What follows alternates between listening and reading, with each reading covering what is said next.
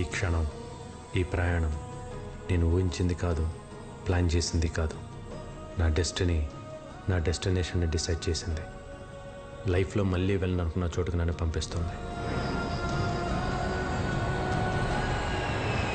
ఎందుకు వెళ్తున్నానో, ఎక్కడికి వెళ్తున్నానో చెప్పాలంటే అసలు నా ప్రయాణం ఎక్కడ మొదలైందో చెప్పాలి. ఇది మా ఊరు రఘుదేవపురం. ఎరువులు వాడకుండా పంటలు పండించటం, లాభాలు ఆశించకుండా కడుపు నింపటం కొన్ని తరాలుగా మా కుటుంబం చేస్తున్న పని. భువనేశ్వరి, తమ్ముడు భోంచేశాడా? తోటకెళ్ళాడు. కోటయ్య, ఇటీవి నేను వడ్డిస్తాను. ఏంటా వడ్డించడం? పప్పు ఇంకొంచెమేనా? చాలా చాలా. నేను, వదిన, బాబాయ్, అన్నయ్య సైన్యం. ఎక్కడైనా సరే మంచోడుంటే చెడ్డోడు ఉంటాడు. మా ఊర్లో చెడ్డోడి పేరు పాపారావు, ఎదురు హోటల్ ఓనర్. రాజారాం, ఏంటయ్యా నువ్వు చేసేది? మేము లక్షలు పెట్టి హోటల్ నడుపుతుంటే నువ్వు భిక్షగాళ్ళకి పెట్టినట్లు 10 రూపాయలకు 20 రూపాయలకు భోజనం పెడుతున్నావు. ఏంటయ్యా, ఏంటా ధరలు, ఏంటా రేట్లు? పాపారా, నువ్వు రేటు మార్చే వరకు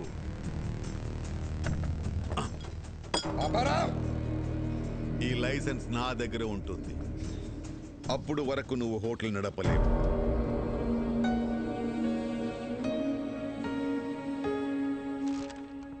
ఇంకోసారి జరగకుండా యాక్షన్ తీసుకోండి. నమస్తే. తప్పకుండా రా బాబాయ్. రాజారాం కంప్లైంట్ ఇచ్చాడట. ఇదిగోండి సార్, మిక్చర్ పొట్లం కట్టే.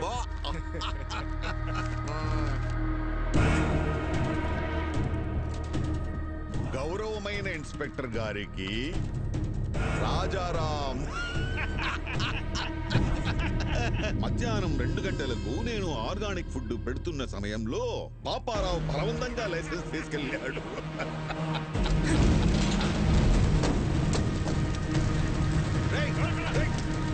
ఎవరది? పట్టుకోయ్యా, ఎవరది? ఒక్క మరకు కూడా ఉండకూడదు. అందరూ వచ్చే టైం అయింది. రాజారాం గారు, ఏం చెడ్డీ ఇలా వచ్చావు? మీ తమ్ముడిని ఎస్ఐ గారు స్టేషన్కి తీసుకురమ్మన్నారు. మళ్ళీ ఏం చేశాడు? రాత్రి పాపారావు గారు కూడా తగలెట్టేశాడంట. తగలబెట్టాడా?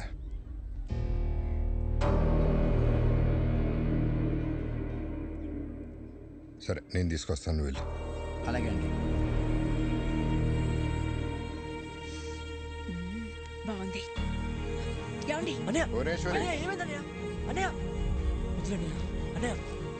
పాపారావు చేసిన తప్పే నువ్వు చేసావు. అరే, మన లైసెన్స్ మనం వెనక్కి తెచ్చుకోవడంలో తప్పేముందన్నయ్య? దానికి ఒక పద్ధతి ఉంది, చట్టం ఉంది, పోలీసులు ఉన్నారు. పోలీసులు కూడా పాపారావుకే సపోర్ట్ గా ఉన్నారు. ఉంటే కోర్టుకు వెళ్ళాలి. అంతేగాని కాలు చేయి అంటే ఏదో ఒక రోజు నీ కాళ్ళు చేతిలో ఉండవు.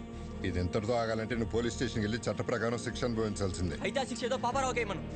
ఏంట్రా మాటకి మాట ఎదురు సమాధానం చెప్తున్నావు? వికీ, ఇవన్నీ నీ వయసులో ఎవడైనా మాట్లాడే మాటలేరాయి. ఏమన్నా సాధించాలనుకుంటే కళ్ళు నేల మీద ఉండాలి, మాట హద్దుల్లో ఉండాలి, నడత గౌరవాన్ని తేవాలి. అలా లేకపోతే లైఫ్లో నువ్వేం సాధించలేవురా. ఇవన్నీ నువ్వు కూడా పాటిస్తున్నావు కదన్నయ్య. నువ్వేం సాధించావు? అలాగుంటేనే సాధించగలమన్నయ్య. ఏంట్రా నువ్వు సాధించింది? ఇలా పోలీసులు గొడవలా? ఇలా అయితే నువ్వు మాకు దక్కవురా. నడు సార్, స్టేషన్కి వెళ్ళి శిక్షణ అనుభవిస్తే కానీ నీకు బుద్ధి రాదు.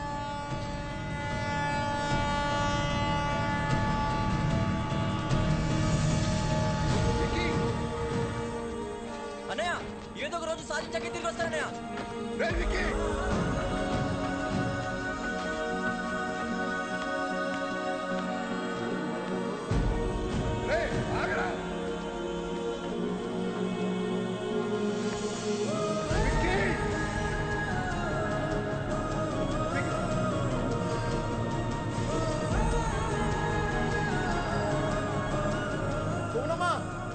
పారిపోయాడమ్మా.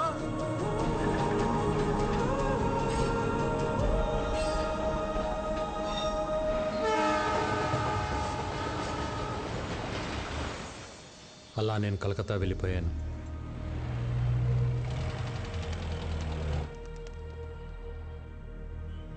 ఎలాగైనా బతకగలనన్న ధైర్యం తప్ప జేబులో రూపాయి లేదు.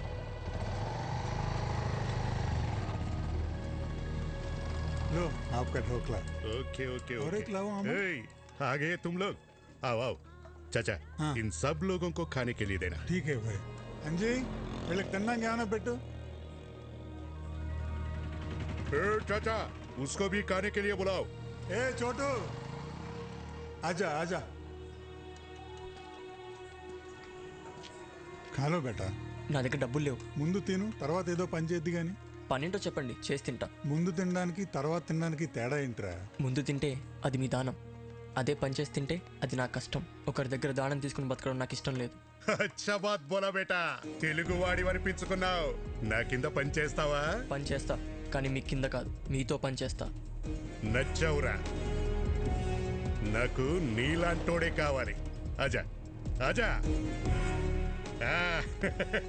మిల్ గయా మేరే బేటా, మిల్ గయా రే మేరే బేటా ముజే. అప్పుడు కలకత్తా ముఖర్జీ అనే ఒక డాన్ చేతిలో ఉంది.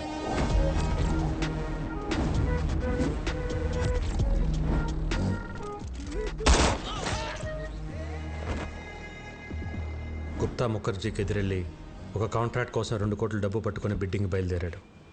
బిడ్డింగ్ వేయకుండా ఆపడానికి ముఖర్జీ మనుషులు కాపు కాశారు. ఎవరైనా ముందుకొస్తే ప్రాణాలు తీసేస్తా.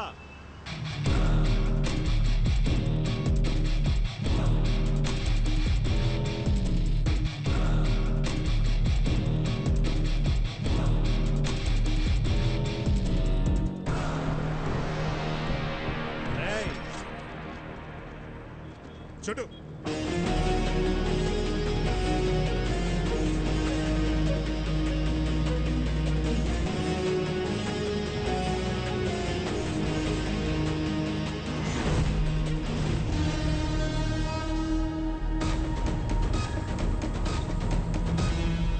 छोटू मचा.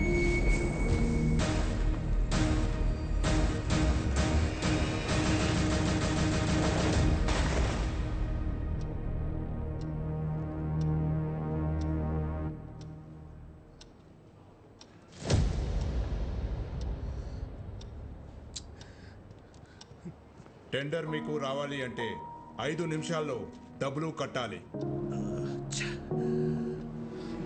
హే గుప్తా, ఇంకా ఆశతో ఉన్నావా? నీ వాడొస్తాడని?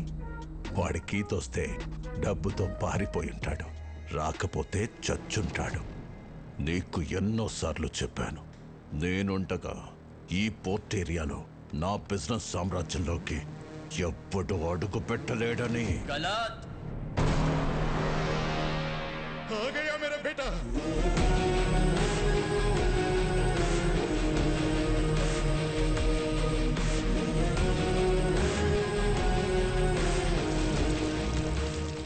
రెండు కోట్లు. ఏయ్, క్యా బోలా? ఎవ్వడు రాలేడన్నావుగా, వచ్చాడు చూడు.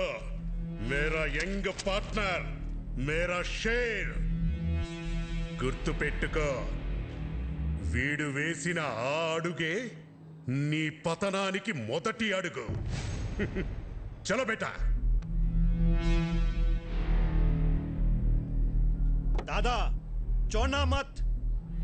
ए चुप. बच्चा है.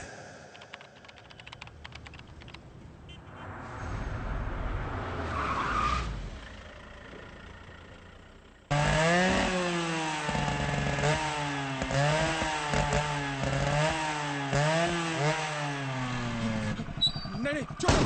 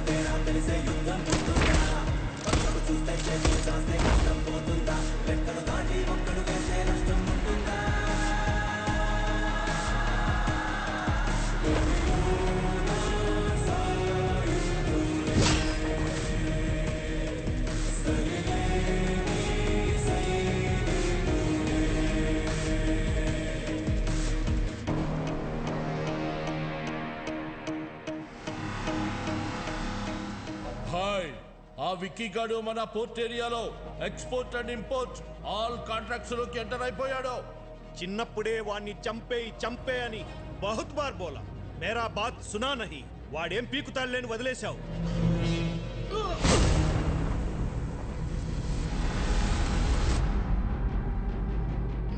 చివరికి గుప్తాను అడ్డు పెట్టుకుని నన్ను గెలవటానికి ట్రై చేశాడు ముఖర్జీ కొడుకు. ఇప్పుడొచ్చిందా మీకు నమ్మకం?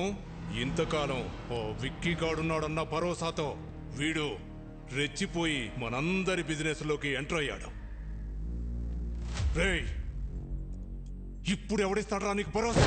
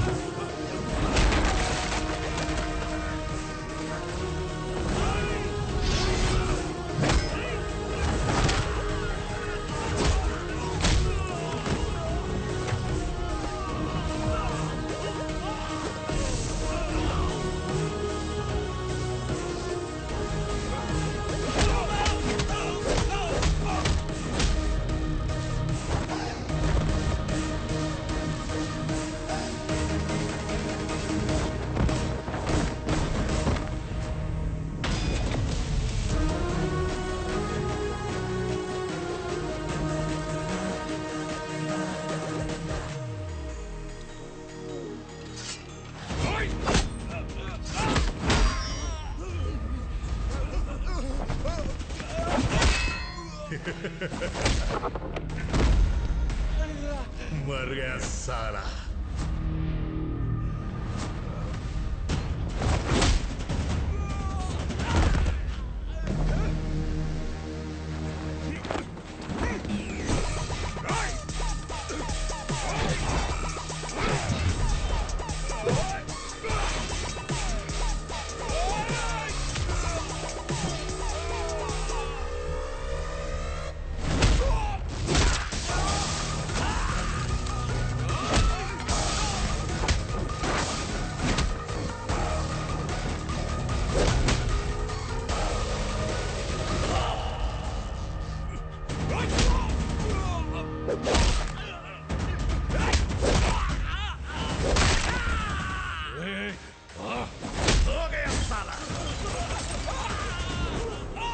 खत्म, दुकान बंद। मुखर्जी याद है, नाम है विक्की। तभी बोला था बंदा बहुत बैड है। नी ऑटोबायोग्राफी लो लास्ट चैप्टर फिनिश।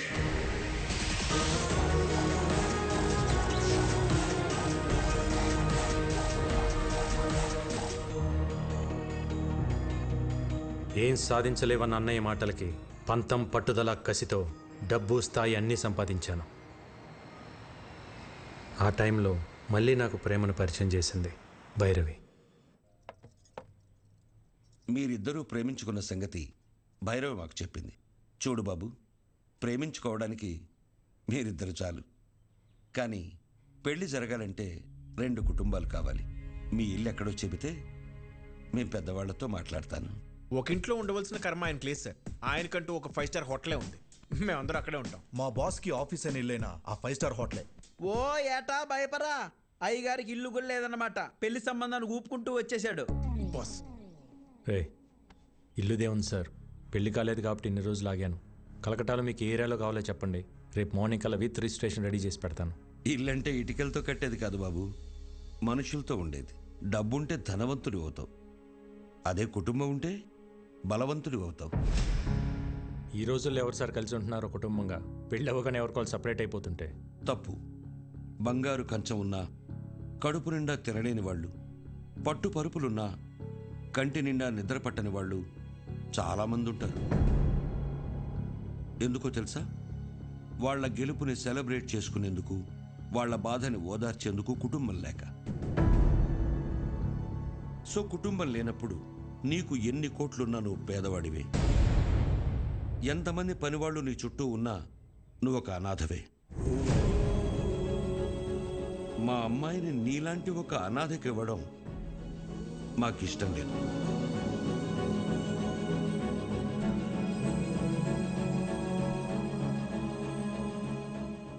నేను అనాథని కాదు, నాకు ఓ ఫ్యామిలీ ఉంది. అవునా? ఫ్యామిలీ ఉంటే మరి ఎందుకు లేదని చెప్పావు? చిన్నప్పుడే గొడవ పడి ఇంట్లోంచి వచ్చేసాను. ఏ కుటుంబంలో గొడవలు లేవు? మేం కూడా గొడవలు పడతాం, మరుక్షణమే మళ్ళీ కలిసిపోతాం. ఆ మేము అనేది కుటుంబం. చూడు బాబు, రక్త సంబంధం విడిపోతుంది కానీ తెగిపోదు. మా అమ్మాయి మీ ఇంటికి రావాలంటే మేం మీ కుటుంబంతో మాట్లాడాలి.